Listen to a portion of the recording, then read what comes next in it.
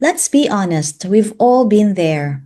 You're in the middle of a conversation, maybe with a friend, a coworker, or even on a date, and then suddenly, silence.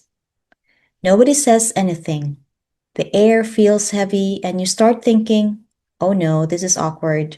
If that sounds familiar, don't worry, there's an explanation for that.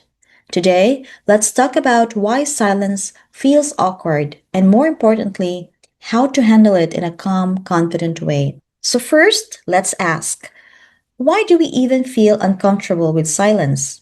It's because, as humans, we've been trained to think that good conversations are supposed to flow nonstop, like a tennis match, back and forth, no gaps.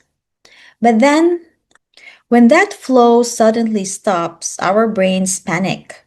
We start overthinking. Do they find me boring? Did I say something wrong? Should I say something, anything, just to fill this space? But here's the truth, silence isn't bad. Silence is neutral. It only becomes awkward when we label it as awkward. Here's something powerful to remember. Silence is actually part of every conversation.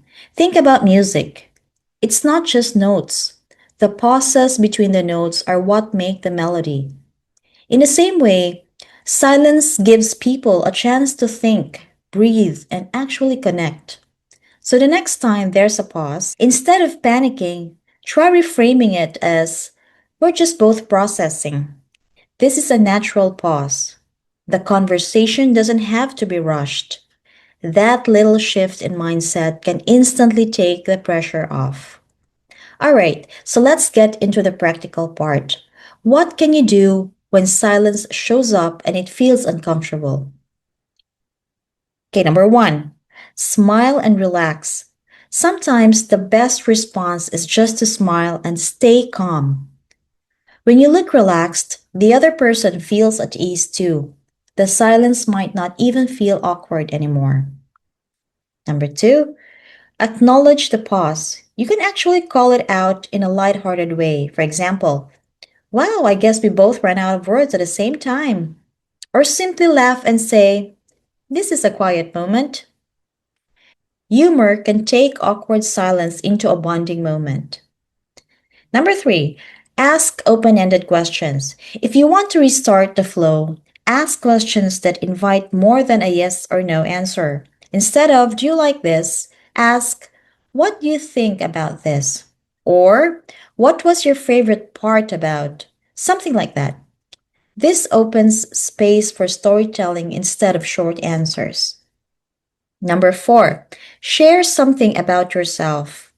When silence hits, it can be a perfect time to offer something small about yourself. For example, by the way, I just started reading this book and it surprised me. It doesn't have to be big, just a little detail can spark the conversation again. Number five, change the environment. If you're with someone and silence drags on, shift the focus. Suggest grabbing a drink, taking a short walk, or looking at something around you. Changing the environment often restarts the flow naturally. So here's something many people forget. Silence can be powerful. In close relationships, comfortable silence shows trust. You don't feel the need to constantly fill the air. In serious conversations, silence gives weight to what was just said. It allows reflection.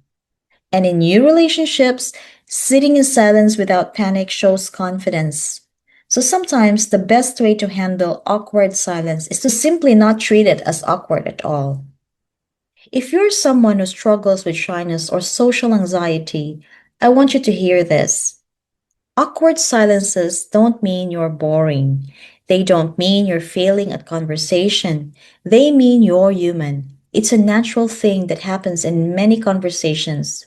Yes, even the most confident, outgoing people has experienced those quiet moments. What makes the difference is how you respond to them. Do you freeze up and panic, or do you smile and let it pass? If you really can't help it because the silence has gone so long, maybe it just means that the conversation has come to an end.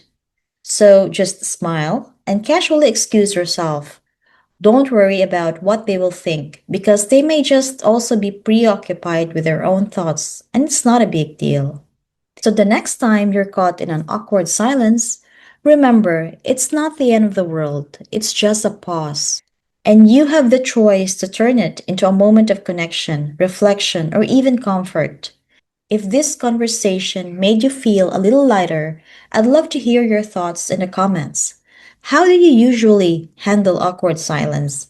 And if you want more gentle encouragement and practical advice like this, don't forget to hit subscribe.